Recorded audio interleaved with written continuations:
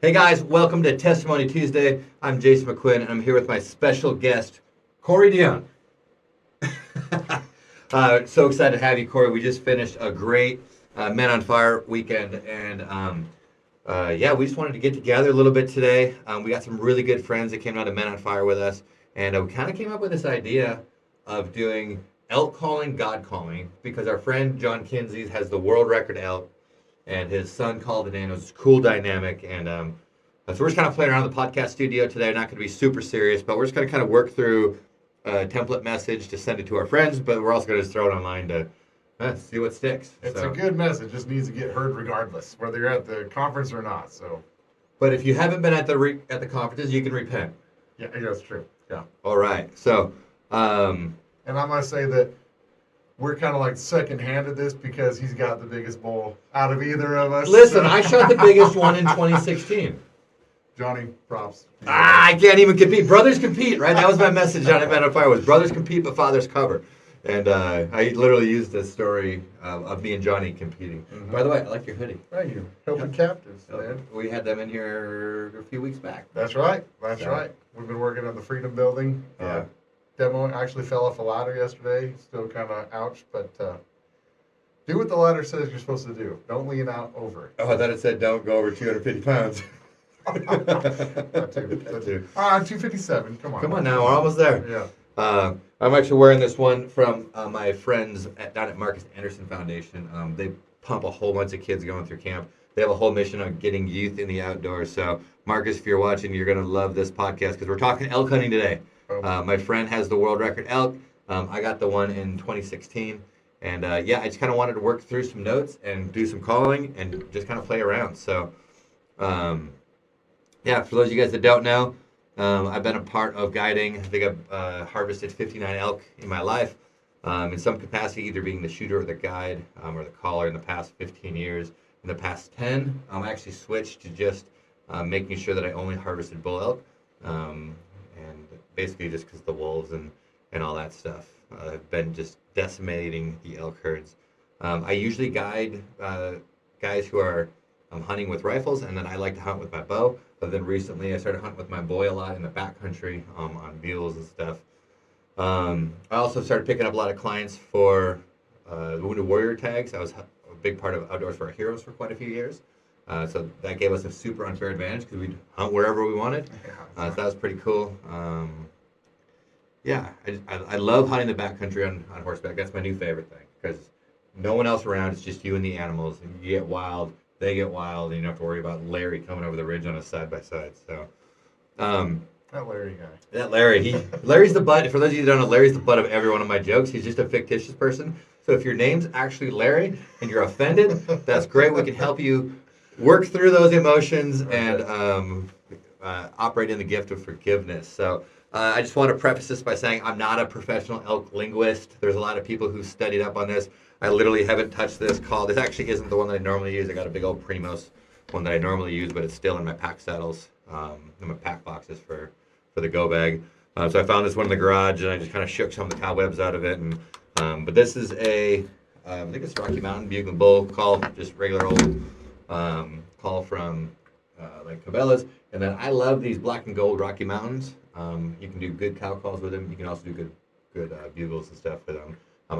It's got a great challenge bugle and stuff on it. So we're going to just work through some different calls here. This is what we're using today. If you want to know proper, this is more of a message, not a elk calling class. So if you're I want to know exactly what all those things are saying, I'd direct you to Jason Phelps has got a good channel. There's actually one called The Elk Linguist. I haven't listened to any of that stuff for probably 5 years. Everyone's probably way more advanced. I don't care. This works for me. I kill elk every year. And that's kind of how we roll. So, So what do you think? You got your first bull this year. I did get my I'm first only bull. this much offended that you didn't let me come in and call it in. Well, We're going to put a video or a picture of that bull right here. This is Cory's 2024 bull, Oregon bull. Yep. And, they tried talking you into shooting a dink, and you were like, I don't think that's a dink.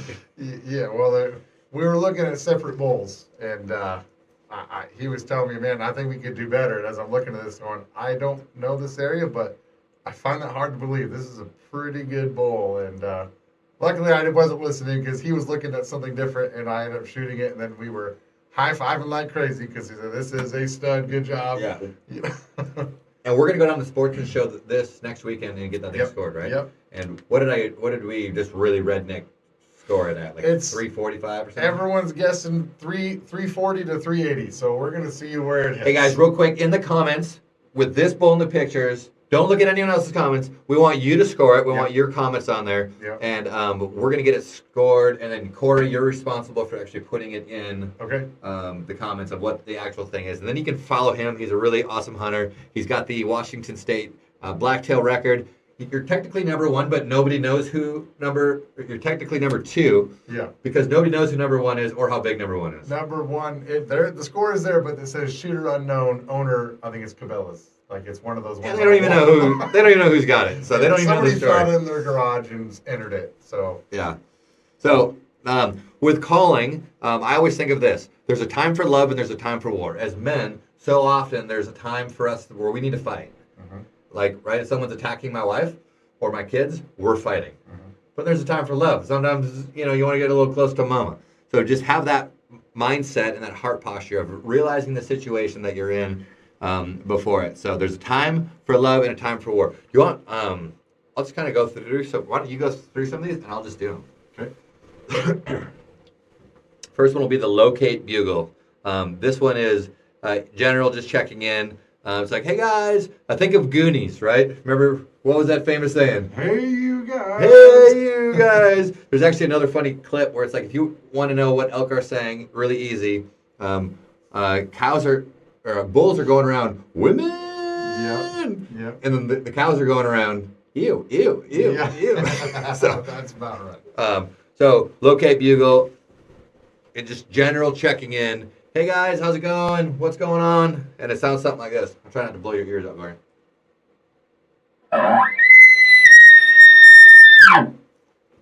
Glorious. It's just hey, what's going on? Like we said, I'm not a linguist. This is just what works for me. So the scenario might be hour before daylight, I'm out on a ridge. I want to find out what drainage these bulls are in. I'm going to be like, hey, you guys. I'm going to hit all the different canyons, and all of a sudden, one fires back. And I'm like, right here. Rule that I have with all the guys who hunt with me is I'm like, don't you dare say right there, or did you hear that? Because I'm going to hit you with my bugle tube. The reason is you might have heard it right here, but there's a second or a third one all around us. Mm-hmm. So what we do is we point. It's like if I do a locate bugle, I'm trying to find out where they're at. I'll point. Cory is definitely going to point this way. And then someone else might point in between the two, and we're like, cool, let's just sit quietly. And sometimes they'll do another one, and we'll be like, yeah, that's the way. We're kind of trying to triangulate between the three of us. Yep. So that's the locate bugle. And sometimes you'll be like, oh my gosh, there's one right here. The last day I got that big bull, we had 14 different bulls bugling, and we were like, what do we do?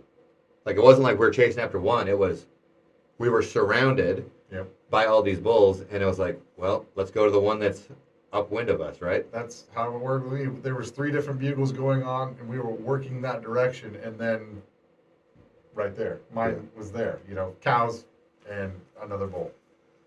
So that's the locate bugle. A regular bugle doesn't sound too much different. Just kind of a... And that one's just a, hey, I'm right here.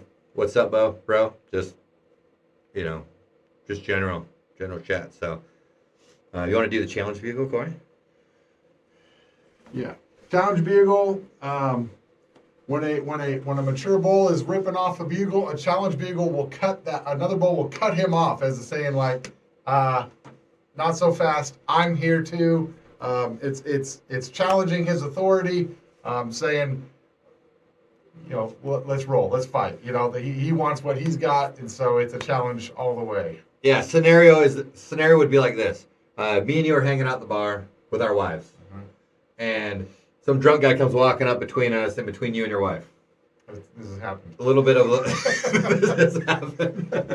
And then he's talking to her and he's like, hey, what's up? And you're like, hey, buddy, this is my wife. And before you even say that, he cuts you off. Yeah.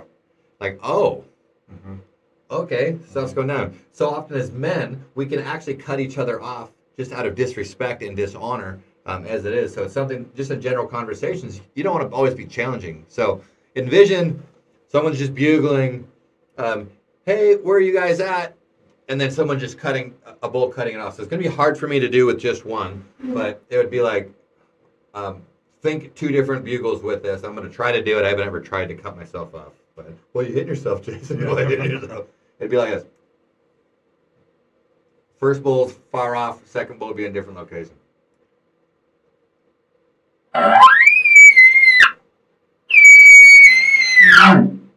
So the first one's like, hey guys, where are you? And the other one's like, shut the heck up. And it's very abrupt. And it fires up. It gets the other bull just mad. It'd be like that scenario with Cory and his wife, or someone just coming and popping you in the mouth. Or you guys know what it's like when someone cuts you off. So, yeah, let's see here. Pretty much no matter what you do after that, you're either going to chase them away. They're going to be like, I'm out of here, right? Cory's scared. He's going to leave with his wife. Or he's going to be like, no, we're throwing down. So that is the challenge bugle. Raking. This is good. Raking isn't actually a call. It's just when a bull's raking his antlers up and down a tree. And what do you think about that? It's marking territory, really. It's the same thing with the deer. I mean, they'll rake the ground, they'll rake the trees, they'll pee on the ground, just marking like this is where I belong, and this is where my girls hang, and if you come to this area, you're trespassing. Yeah. Another analogy would be like the bull's so upset and he's got anger problems, right? Think of being a kid and your dad's throwing an absolute fit in the house. Mm-hmm. You hear glasses breaking, you hear that hole get punched in the wall, you hear, the bugling and the thrashing. Just thrashing is probably the definition of raking. Yeah. And he just wants to fight something. He's fired up. So what we had was, if you hear a teenage boy throwing a fit in the house, right? If I come home and my 14-year-old's raking the house, I'm going to challenge him. And he's going to be he's probably going to run to his room, right? Dad comes home, he's like, what the heck are you doing in my house? He's going to run to his room. But if a trespasser's in the house and he's a giant bodybuilder and he's wrecking my house and I come in and be like, what are you doing here? It's a dominance thing too. 100% dominance play. It's projecting dominance. I know when that bull that I shot was coming in, we kind of let out a meek bugle just to get him to come the rest of the way because he was holding up in trees. Yeah. And when he did step out and we were really looking at him, he was grabbing small trees and literally digging them up and throwing them. Yeah. Like he was just angry in a way because of that one little meek bugle. And, as a challenge, he was showing his dominance. There. Yeah. Like if I ever heard noises coming from my bedroom and I was on the outside, yeah, I'm going to throw some hands. I'm going to throw some holes through the wall. Yeah. I'm going to freak out. And that's the insecurity, right? So often as guys, we get insecure about a perceived situation. Mm-hmm. And sometimes we throw a fit and we shouldn't. So I've been guilty of that. I too. So the next one, this is, a lot of people don't know this one. Gosh, do I want to share this? I learned this one just with Johnny and JJ's message. I had no idea. Yeah. So glunking.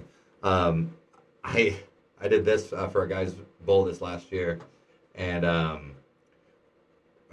rip out a locate bugle and I get cut off, which shows me, someone's already fired up. Because we found some fresh track, brand new virgin area, didn't know what we were up against. And I just let out a locate bugle, and 80 yards away, I get a response. And I'm like, oh, shoot, get ready. Fall back, pull back, get the wind in our favor, do all this stuff to put ourselves in a position to win.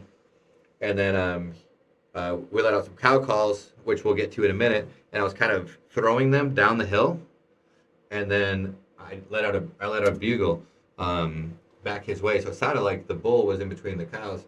And then I let out the glunking, and as soon as I did this, we could hear coming in. Like it was that fast. And the glunking is the palate of the tongue hitting the roof of the mouth on the bull, and what it's simulating is like let's make love. Like that's the music that's playing in your house when you come home. Like right, if your girl was hanging out with someone else and you come in, candles are lit, you hear "Let's Make Love," and the door to your bedroom just closed. Glunking is she's in the mood, probably. He's trying to be in the mood, and he is smelling the backside of this cow, and it's that tongue that is depressing on the top. That's my understanding of it. If anyone has a different definition, I've never talked to an elk. We just kill them. So, glunking, it sounds like this. Sounds way better on my big Primos that I normally use, but it's like a. There it is. It's more like that, and it's just that would be like if we were to do it. So, it's a great way of pulling them in if they're right there on the edge. It's like, hey, you better get in here because this gal and guy are about to get it on. I will say too, it's just like duck hunting. When you're calling ducks, ducks hear the same thing. They hear the hail call. They hear the feeder chuckle. They hear these things all the way from Canada down to Mexico. They hear that same call coming from every duck blind over where they fly through. Elk, every ridge, they hear the same thing. You know, Larry's out there letting it rip. Not where I go. Okay. All right, but so if you can diversify your calls and use something like that, that's something they haven't heard. They go, "Oh, this is real." Same thing with bouncing hand and that kind of stuff and duck calling. They hear that and go, "That's different. That's real. It must be real because I haven't heard that yet." I've So heard that every mile down the Monterey River. Right. So they commit, and then bad mistake on their part. Well, and the glunking is very non-invasive, and it's very close and intimate. Like, I don't think the noise. I mean, they have great hearing. I don't think they could hear it more than 100 yards away. Maybe they could. Yeah, finisher call. Yeah. So moving on, the cow call. You guys, cows, just like women, they talk all year long. They want everyone to get together. They just want to talk. Hey, ladies, did you hear about Larry the Bull? Right? They're just talking about whatever women talk about. Last week, he was just glunking, and I wasn't even in the mood, right? They're just talking. Kind of like women, they're just always talking about stuff. We don't really know what they're saying, but I imagine they're saying, where are you? Here we are. Where are you? Here, here, here, here, here. So it's kind of like mew, mew, mew, mew. It's like little lasers sometimes going all through the woods. But women are a lot better at checking in with each other than men are, right?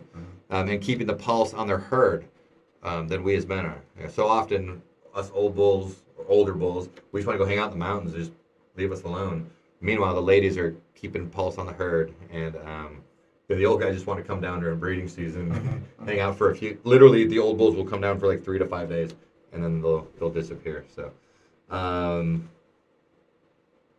what did I put here? Oh yeah, the old bulls just want to come down, fight off the raghorn, breed the ladies, and go back. So, but we know if we learn something in marriage, if mama's not happy, ain't nobody happy. So, cow call is just this.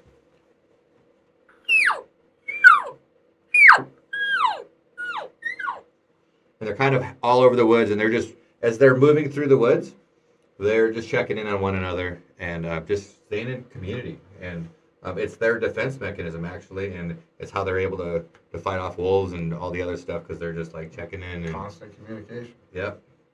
So no one's getting lost, no one's getting left behind. So calf call, much like a cow call, but much higher pitched, and it sounds like this. A little bit higher. This is more of a bugling reed, but it's a little bit higher pitched than that. And I believe a calf's just saying, "Mow, mow, mow, mow, mow, mow, mow, mow, mow," right? Always checking in like that. And probably my favorite one, which I wasn't going to share, half of elk hunters are like, "That's stupid, that's not real, it doesn't work." The other half are like, it's like the most valuable tool in the toolbox. This is the estrus buzz. It's the equivalent to your wife saying, "Hey kids, it's time to go to bed early tonight." Right? But if you're always doing it, other elk are going to wonder what's wrong with you, right? Much like if you're always talking to your wife this way, she's going to get annoyed. But when a bull hears this, his attention's focused, and he's always on his best behavior, kind of like us men, right? And he'll usually leave his buddies. He'll usually leave everyone else to go be with this cow if she's doing this. He's going to tend to her every need in this moment. Because he knows there's a marital moment that's to be had. But if they hear it too much, they're going to lose trust in it. Does that make sense? So it's super lethal, but only in the right context. It's got to be during breeding season, right? So the 3rd week in September, or is it the 2nd week in October, I think is when it is? Yeah. There's, you're right, a cow elk comes into heat every 24 days. Usually it's with the moon phase and all the stuff. Historically, everyone would say that that was the third week in September. I've been noticing around here it's actually shifting into the first week of October. So Idaho, there's actually an A and a B tag, and it's a flip of a coin to which year is going to be the best. Usually right at that gap is. You'll know when it's on because the woods are alive. So the estrus buzz, if you think of it like a girl or like someone, go back to that bar scene, it's like, hey boy, and they're shaking their thing and they're doing everything they can. This is them pursuing the bull. This is them being like, hey, I don't want to be lonely tonight. And usually it doesn't take too many of those. Is that a country song? It should be.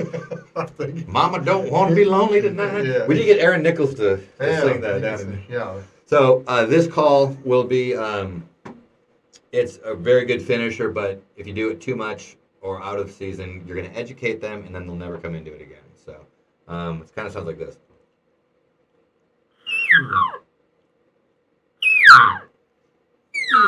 It's a raspy. There's a little bit of a raspy hen right behind it where it's like, ooh. First time I ever... Hey, do that again. Ooh. First time I ever used this, I was on a... I'm not going to say where. I was on a hunting trip. No Tell'em Ridge. No Tell'em Ridge, Yeah. Forest Service Road 62. Yep, been there too. And it was December of all times. And that was a year, I think it was 2012-ish. I decided I'm only going to kill a bull. The year prior I killed a bull. I'm like, I'm only killing bulls from now on. Actually funny because the Lord spoke to me about men's ministry. And he's like, you're always focused on kids and this because you're comfortable with it, but I'm calling you to men.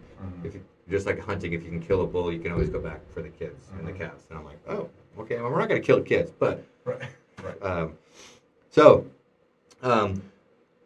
I drop off a friend at a stand, and I come around the corner, and I hear da-dum, da-dum, and I'm like, that's an elk. I should have went the other way around it. There was a bedded bull right under this little spruce tree, and I knock an arrow, come around the corner, and I see him out there at like 60 yards, and I'm like, oh shoot, and it was running. I was like, I'm gonna call him back. Now this thing was the ugliest bull. You think if Bullwinkle did meth and sold most of his antlers and ran his head into a few cars, that's what he looked like. The first non-typical spike I've ever seen in my life. Oh, wow. Just kind of went out flat, and I'm like, this guy's never been talked dirty to in his life, right?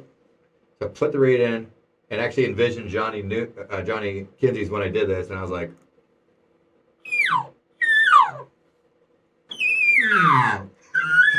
You did the shoulder thing? I was shaking the butt, dude. I was on that side. That bull looks back at me, and he's doing like this, and he falls into a creek. And I didn't see him come out, and it was kind of a muddy area. And I go sprinting over there, and I'm right over the top of him, and it looked like he had a broken neck, and I stuck him with an arrow. And so That was supposed to be the one I shot the week prior. that's right. I heard of it That's too. right. That's right. It I was heard the of it. weirdest. It was like. He had a weird, really weird, like shortened bugle, like chopped. Yeah, I remember hearing that. Yeah, and I was like, yeah, old Steve Urkel here. He ain't never been talked to dirty before. So that's the estrus buzz. Tons of controversy. If you guys want to fight into it, please fight in the comments. That's going to help build our algorithm and drive our rankings. So fight away. Like, you're welcome to just tell me how dumb I am. Thank you. Next one. This is a bark. This is the worst sound in the woods. Bark. This is usually a cow, a smarter one. They're saying trouble. Identify yourself. I usually got about 5 seconds to figure out what you're going to do. Whenever I hear this, I always feel like I'm standing naked in the church. Like, oh crud, how did I end up here? I screwed up. Like, imagine being at the pulpit and being like, how did I forget to put my clothes on today? Yep. Because everyone knows that you screwed up. The whole elk herd, if you hear a bark, is going to screw up. So usually in that moment, you have a couple options. Sometimes I'll have, I call her Miss September, an elk silhouette. Sometimes I'll just like whip that out and deploy it, and then I'll let out some cow calls, and I'll start moving behind it. Your hunt's over pretty much usually at the time. I might let out a bugle, a couple of cow calls. Sometimes I'll just go quiet. So yeah, I don't know if I can bark on this. I've never tried to bark. Where's Bark? It's kind of a like, hey. It wasn't the best example, but hopefully it picked up on the audio. If not, I'm going to blame it on the Regardless, I'm going to blame it on the audience. It's Larry. Larry, Yeah, thanks, that's Larry. the equivalent of sitting in the duck blind. You got a group of mallards slowing down, circling, looking real quiet. You're trying not to move, and then you hear that wing beat pick up real heavy, that whistle, and that's them They gone. piecing out. You're Yeah. like, well, they Or- saw something they didn't like. Or if you're in the whitetail woods, you just hear that whitetail deer. Yeah. It's like, oh. Yeah, and then the tail. Yeah, you're hoping, but seriously, if someone in there, what do you do, professional person that's watching this, when you have an elk bark at you? Usually I just kind of hunker down, a couple cow calls. They've had time where they've just kind of lost interest, but I'd say 80% of the time I'm just like, it's usually the gig's up. I think that the fishing equivalent to this, I was fishing one time, and we were What, catching a salmon. fish winded you? Similar. we're catching pink salmon, and you hook one of those like bringing a trout, and they're effortless. Well, it's one It's a guy. humpy year, by the way. Oh, he accidentally snags a king, and the king isn't having it, and he just starts running down river, and his little humpy rod is stringing. He goes, "What do I do? What do I do?" And I said, "Hey, just bend over and kiss your butt goodbye, because you ain't gonna do nothing about that." But snap and spooled him, and he had to go back and get more lines. So similar in the fishing world. What do you do about that? Get spooled. Yeah. All right. What you do is you learn from it, Yeah. and you try not to do it. Usually, they wind you, or sometimes you slip in really good, and you're like, they're right there. Yeah. So, chuckle. Talk about a chuckle, Cory. Where are we at? Right at the top of the page. This is a relaxed bull expressing dominance. A bull might bugle, and he might just chuckle. Usually more confident or tired bull, like, "Dang kids, get off my lawn," or like that. This is him not being dominant, but just saying, "I'm here." Respect my area. I feel like it's a. I mean, sometimes you get a younger bull that's like that'll just chuckle, but it's usually a less intense moment. Mm-hmm. But some of the biggest bulls that I've been around, you let a locate bugle and they'll just chuckle. Like, whatever, Junior. It's like, yeah, here.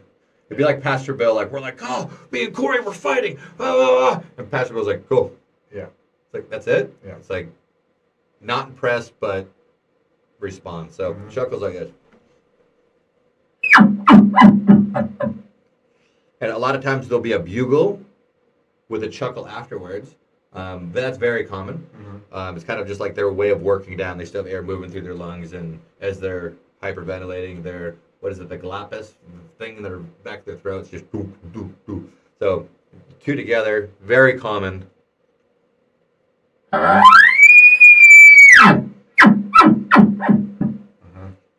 Sounds really cool in the woods when you hear it. Yeah. But a lot of the times, like remember that time I said there was like the 15, 14 bulls that were all around us? Yeah. The one that was pretty close to us, we just heard, it was like, that was it. Super short. And often we're like, that was a hunter, that, whatever. And it's funny, Johnny and JJ talked about this last weekend, but on that hunt when I killed the biggest bull in Washington, I think it was 2016, we determined that every time we went after a bull, every time we heard a bugle, we were going to treat it like it was a person. And there was times when they were in the bottom of a 1,500-foot valley, and we were with archery gear, and we're like, what are we going to do? And my good buddy, Joe's like, we're going to go down there and shoot us a big old bull and punch him in the mouth. And I'm like, we don't need to punch him, we can just shoot him. But he's like, that's what we came here for. And I'm like, oh, right. We went down there, and time again. Tell you what, guys, Chuck, I think it was Chuck Adams, had the first North American Grand Slam. He said a year of archery hunting is worth 10 years of rifle hunting. Because you'll learn more in that 1 year than you will in 10 years with a rifle. Because, man, we made so many mistakes. We still make a lot of mistakes. So, so that's the chuckle. That's kind of, am I missing any? I think That's it. So, yeah, we have a lot of fun. We kind of talked about that year. I think it was 2016 when I got that bull. It was crazy because I was actually going to go in for like a midday nap because we were hunting for about 10 days straight. We had a lot of chances on bulls. We were in a really good unit. I drew a really good tag, and I didn't want to just Washington State's so hard to draw a tag anyways, that I wasn't willing to just shoot something small. So, but I was going to go back for a midday nap, and my buddy Joe's like, hey, buddy, like, we came here to hunt. Like, you don't need a nap. you can nap in the off season. I'm like, you're dead. I'm like, all right. So we go out to this landing, and we start seeing all these fresh tracks. And I was like, oh man. And I'm like, I'm gonna rip off a locate bugle. Locate. And I wasn't even done with the locate. Like, hey, you guys. And we heard a chuckle back. And we're like, it was like a cutoff, but he was chuckling. And we're like, well, what do we do? So we start walking that way, and we probably walked for 3/4 of a mile or so over deadfalls. And at some points, we're like 6-8 feet off the ground. That's tough. And I'm like, this is so stupid. We shouldn't be doing this because it was like, if you fell, you're going to break your leg or break an arm, and there goes, I don't care about my arm. I didn't want my elk hunt to be over. So we get working through this area, and we come up over this ridge, and it like goes straight down, and then there's like an old clearing right at the base of it. It was like it was maybe even graded at one point. Yeah. And we're sitting there, and I'm like, it sounded like it was, and we just sat there with the wind hard in our face. Perfect. And I was like, it's a pretty good setup if there's elk down there. And we start glassing this whole area, and I had those 12 by 50s that I used in Wyoming when I was guiding for your dad. Mm-hmm. And I had like the big boy binoculars, but this was pretty thick country. And I'm glassing down at about 100 yards, kind of down through the trees, and I just see a foot sticking out like this. And I was like, oh, we got an elk. And the other guys were like, what? It's just, it'd be like glassing up an antelope at 700 yards. It was like, once you see it, you can't unsee it. Right. I'm glassing, I look over, and I see a sentry spike. And I'm like, oh. He's sitting way off on the side, kind of where like the landing would have come in. And I'm glassing around. I'm like, well, where's the bull at? And I kind of pick up an ear of a cow. And this is all over like 100 yards. They were spread out. And I was like, and I had Mike Thompson and Joe, I forget what Joe's name is. Joe Miteman. And Joe introduced himself to me. He's like, I'm not an elk hunter, and I'm not a Christian, so just want to establish that right out of the gate. I'm like, well, my name's Jason. Pleased to meet you. That was a weird introduction. Yeah. By the end of it, he was praying before he ate any granola bar. He's still super saved, and he ended up calling in the biggest bull ever killed in Washington, or biggest bull that year killed in Washington. And so we're up on this ridge, and I'm like, neither of these guys are elk hunters. Neither of these guys have ever killed an elk. And I'm like, I'm determined, like, this is what I got. And, like, these are my boys, let's roll. And we're sitting up there, and I had Miss September, the silhouette. And I'm like, well, you guys sit here. And I started cow calling. And they were all just, kind of cow calling, but none of them even moved to a cow call. And I was afraid if I bugled, that bull would have just taken them into, it was like all thick dog hair, and it was all heavy wilderness all the way back there. And I was like, well, what do we do? And I'm like, I'm just going to slip down there, because he was bugling about every 5 minutes. And I'm all on his own. So I told the guys, I'm like, you guys sit up here on this ridge and sit by Miss September, and I want you to look at your watch, and I want you to cow call every 90 seconds, I think I said every 2 minutes, or 90 seconds or something like that. And they just sat there and watched their watch, and had their hoochie mama, meow. Mm-hmm. 2 minutes later, meow. I think I had him go, meow, meow. And that was it. And they would do that, and then he would bugle. And I'm like, perfect. He's trying to get her to come down to him. Yep, he was taking his nap. He's like, you want it? You come here, girl. Yeah.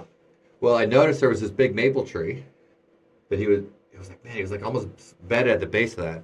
So I start slipping through, and I come across, and it was kind of mushy, mucky.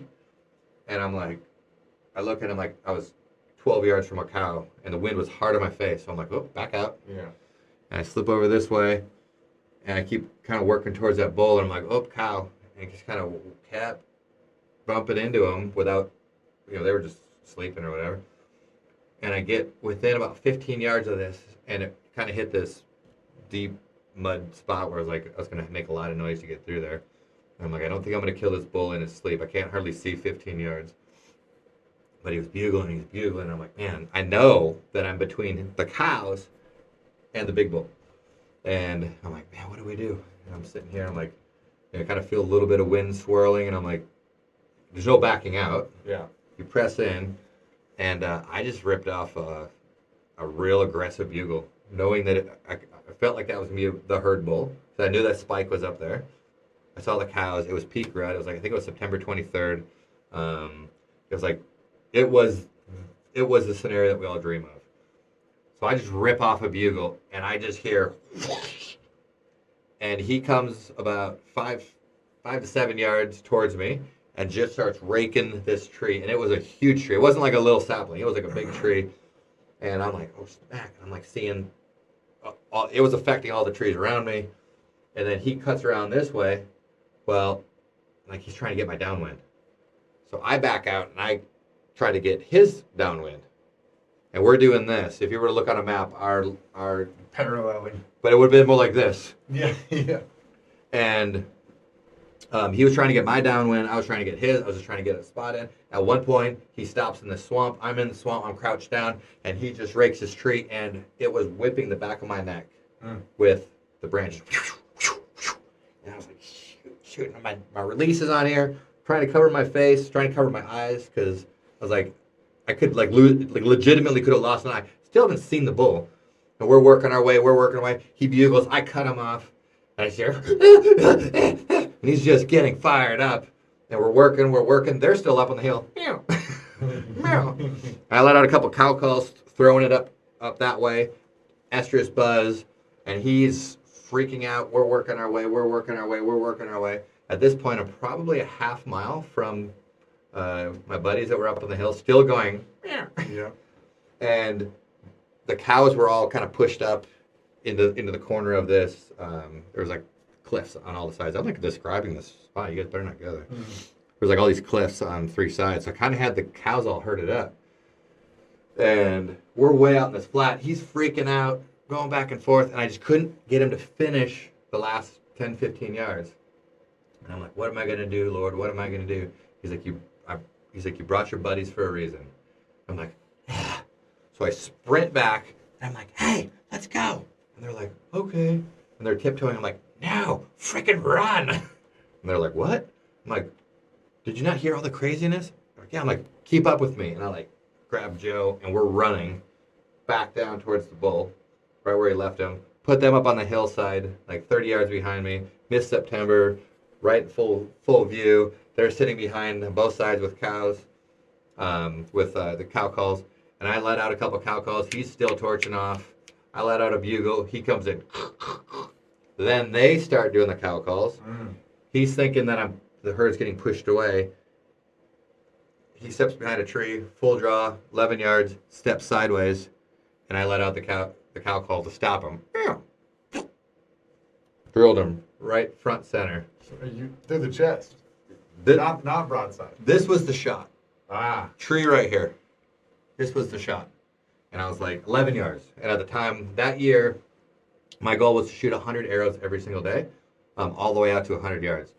So we do like 10 at 10, 10 at 20, 10 at 30, all the way out to 100 yards. Remember my old house? We had that cool back porch. And every year, every single day, my goal was to shoot 100 arrows.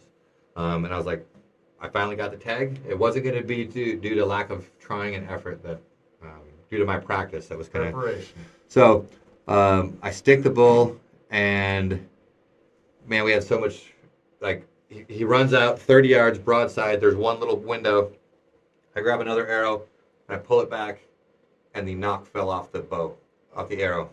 So I probably shot, I don't know how many thousand arrows that would have been since the day I drew. I was like, here's what my regiment's going to look like. And then I would sprint to go pick up the arrows at my house. And I was like, all those thousands of arrows, and this is the time of knock breaks. So I'm at full draw, bull's 30 yards broadside, and that arrow's floating in my face. And I let it down real slowly, pull it off, try to pull another one out, and he steps away. And I was like, but as he was standing there, I could just see pumping. I was like, he's going to be dead. That was the year that, I don't know if some of you guys know, there was a video that came out of a 14-year-old kid that drilled one. And it just sat there and leaked. Yeah. And he just fell over. And was cool. All on the film, all cool. So, like, in that time, that was the cool guy move. And that was a shot presented. And ironically, that was kind of the shot that I was hoping to get. Because I'm like, that'd be cool. I've never done that. So, my buddies start hearing me laugh, and they're like, "What's going on?" And it was like all the pressure, all the stuff from the hunt, all the hype, all the expectations were.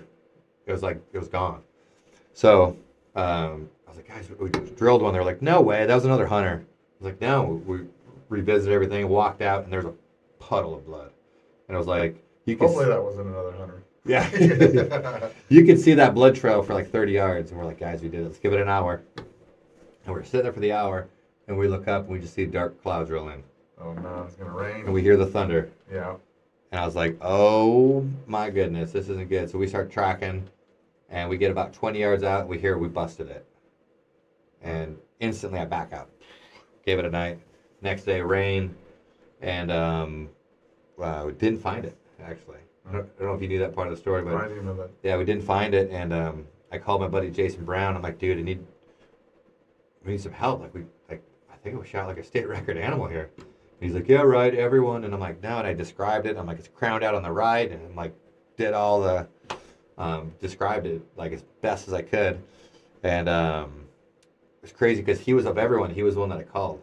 And later that day or the next day, he's on Rock Slide. It's a hunting forum. I thought it was only for like buying and selling stuff. But somebody posted on there, they said, hey, if you lost a really big bull in Washington, let me know. Mm. And I'm like, and he sends me a picture of just this, like, describe it. Ended up getting a hold of this guy. He knew right where it was. And I called him, and I was like, yeah, I think this is he said, what unit? I said, the unit. He goes, well, you're in the right unit. I was like, okay. He's like, what does your arrow look like? And I'm like, gold tip 75-95 with green and white fletchings. He's like, I'm like, wait. A number one arrow is red and white fletchings. All the rest are green. I always label my number one arrow differently. And he's like, what broadhead? I'm like, a G5 Montag. And he's like, really? He's like, describe the bull. And I was like, he's crowned out on the left. Actually, no, I guess it would be his right, because I was looking at it from my point of view. Mm-hmm. And I'm like, here's the text that I sent Jason Brown. How before your pictures, I said he was crowned out on the right. And like, I proved my point. And he's like, cool, come get your bull. Mm-hmm. I went to my boss. I'm like, buddy, I'm taking the day off. He's like, no, we got it. I'm like, there's nothing you do that's gonna stop me. I can get another job. I can't get another bull. Yeah, like that. Yeah. So I went. I think I went 386. I wasn't quite the state record. And I did a message called Brothers Compete, and in that time, I was really trying to compete with John Kinsey's because he's a really, really good hunter. And the year prior, I think it was the year prior, he killed a 398 or something bull. Yeah, something like and upper 390s. Which both of them are world class animals and great, but I wanted to beat him, and I didn't. So one day, yeah. Yeah, so that was that. That was kind of that part of the story of my hunt, and I think sometimes God sends people into our life that maybe not be the most equipped, maybe not the most this, but they got your back. And dude, that was, I mean, here I am, 10 years later, and my heart's racing because I remember every one of those moments, and that's one of the reasons I love hunting so much is memories are made, connections are made, and yeah, so often we as men aren't obedient to listening to the different calls, and sometimes God calls us in certain ways, and sometimes we're the bull and we're getting hung up, and we just need someone to pull us in that last 20 yards. And we just got done with our men's conference, Men on Fire, and it's been cool to see guys pulling one another in, guys doing ministry together, guys just communicating and kind of forming their own little herds, their own little packs. Yeah. So what's been your experience with like the cow call with the check-in and all that? Well, we kind of talked about it before this. The locate, where's my brothers at? How you doing?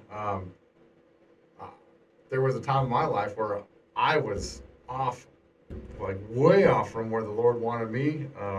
Heavy in the bottle, doing my own thing, just kind of living carnally, if you will. And you had thrown out a message to me, just saying, hey, we're having this men's event, checking in, even though like your flesh was like, this ain't ever gonna happen. Yeah. He ain't gonna respond. I'm kind of nervous to send him this because, of Cory's a different guy. But it was that check-in that made me go, ugh, I was already feeling in my heart that I wasn't living right. I wasn't living for the Lord. And I knew the Lord without really knowing him. I'll put it like that. And when you said, bro, you need to be filled with the Holy Spirit, I didn't fully know what that meant because I didn't know the Holy Spirit yet, but I knew that, man, I need to make a change. And maybe this is that change. I need to go to this event. And, man, I went. I responded to the bugle. Your response was just, you're right. And I remember I was sitting in my bed. I literally was texting everyone in my list, and I went right past you because I was like, he ain't going to do it, not even worth the data. And we all have that friend Yeah. that's like, this ain't going to go over well. So I just won't do it, you know. But you got to do that. But when he said, you're right, I was like, oh. I just started weeping because I was like, Lord, get Cory. Get Cory. I remember we pulled up to the church and you were standing there like, hey guys! Yeah. Like, we were there like 4:30 and like the event started like 6 or 7. And I'm like, dude, he's here super early. Like, this is... And then we shot a video and it was like... and then you were just in. The Holy Spirit met you. Pastor Bill prayed for you. Yeah. And what was the rest of that? Because like your whole family, like that was a moment when your whole life did 180. It did. In 1 second. Have an encounter with the Holy Spirit.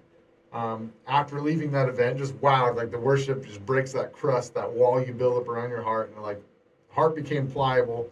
And then I get in that quiet place. For me, my quiet place is in the vehicle driving, and I got a 30-minute drive back up the hill to Lake Rossiger, and Lord just started downloading to me like, you're not being the spiritual leader of your home. I called you to do that. You need to start doing that. And what that looked like was apologizing to my wife for living the way I was, kind of dragging her with me. Apologize to my kids for being that rough, tough, over the top, kind of angry dad in a lot of ways, resentful in sometimes. Apologize to my friends because I wasn't the right friend for them, what they needed me to be. And just apologize to myself in a way for allowing me to fall into this funk, and to step up, to be better, to be that spiritual leader, to use the gifts God gave me for His purpose, not my own. Yeah. And it radically changed everything, right then and there. Come on, and now look at you. Yeah. Still a big dummy, but you're a pretty awesome dummy. Feel the Holy Ghost. Yeah, we're all dummies. Making the enemy pay. Yep. So I think in that story that I talked about, so often we want to put ourselves as the hunter and the hero, but how often are we the bull who's losing his stuff, who's absolutely losing his Schnitzelheimer because we're so full of testosterone, and that sometimes we just stop thinking clearly. When other people make us mad, our biggest fears often become a reality because we are a lot of those very fears. The bulls that we're often trying to fight off,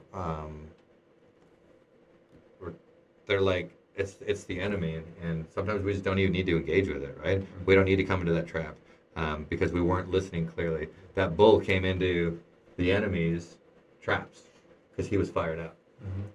And I wrote down here that so often we get hung up on ourselves. Our pride has us challenge bugling when sometimes we just need to shut up and listen to when the cows, our wives, are saying trouble.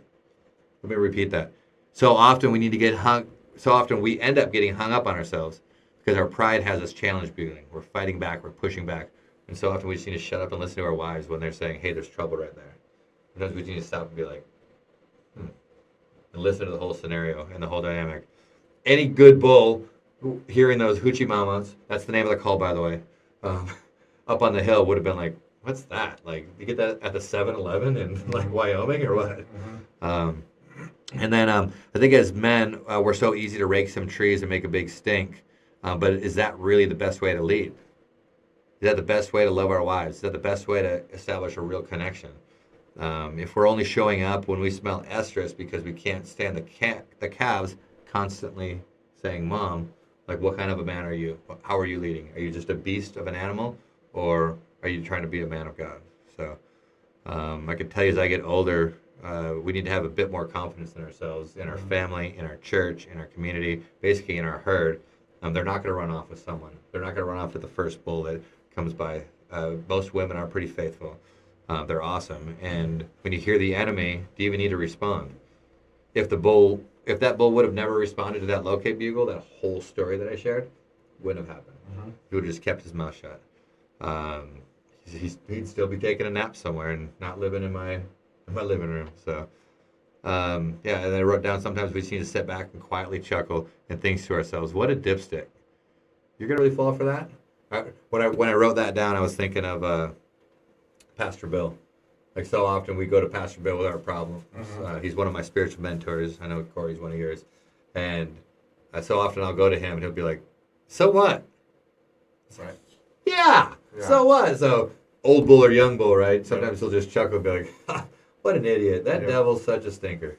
I think taking it a little bit deeper to it, you can explain it living with your flesh and living with your spirit. Who are you listening to? Yeah. Because the flesh is going to highlight those things and want to overreact, and the pride and all that stuff comes along with the flesh. Yeah. But the spirit would contradict that.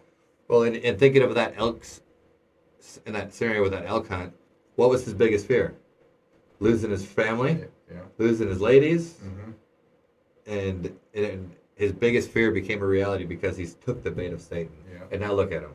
His biggest fears became a reality because of how he reacted. Allude to yourself as being Satan? In that scenario. I'm just saying that elk probably isn't in heaven. So I helped to introduce him. He's in hell. But in that scenario, there's a hunter out there. Right. And the enemy roams around like a roaring lion, seeking to kill and devour. And actually, that elk we didn't share this part of it. He actually had the back half of him eaten. The reason that he went so far is that a mountain lion was pushing him up this ridge, and he was normally elk will run downhill and down and out. And when they're hit, and this thing went like so far, and a mountain lion had eaten the back half of him. So literally, he was devoured by a lion. And then we only got the antlers, which is still really cool. We had to get a different hide for it and stuff. But all that to say, I just wanted to encourage some guys with a little bit of basic elk calling stuff. Once again, I'm not a pro. Cory's a pro duck hunter. I'm not a pro elk hunter. I've just got some experience that works for me. I haven't been researching this stuff. I know people that live on these podcasts, and I just don't have time for that stuff. I mean, I want to have time, but I just don't really listen to them anymore. We kill elk. We have a lot of fun when we do it, and but more importantly, these days, I really love just seeing families get restored. I love seeing men get activated in their kingdom calling. We do an event called Men on Fire every. We're starting to happen. Let's see, we got one in Washington, one in Montana coming up May 2nd, 3rd, 4th. Yep. And then we got one in Nashville that we just finished up last weekend. We're believing that there's 2 more going to come on board really soon. Once we can share that, we'll be releasing that. But yeah, we just want to see God move. We want to see men get activated and set on fire for Jesus. Absolutely. Cory, want to end us in a prayer? Yeah. Lord God, thank you for the opportunity for this technology to get your word out. Lord, thank you for the opportunity to mix hunting and your word, God, because if it wasn't for that, guys like us probably wouldn't have heard it. And Lord, have your way with this podcast. I pray for everyone listening out there, God. I pray blessing over their lives, God. And if they don't know you, God, I pray that you will reveal to them in a way that they cannot deny. And I pray that they accept you as their Lord. Thank you. In Jesus' name, amen. All right, guys. Be blessed. We'll see you next week.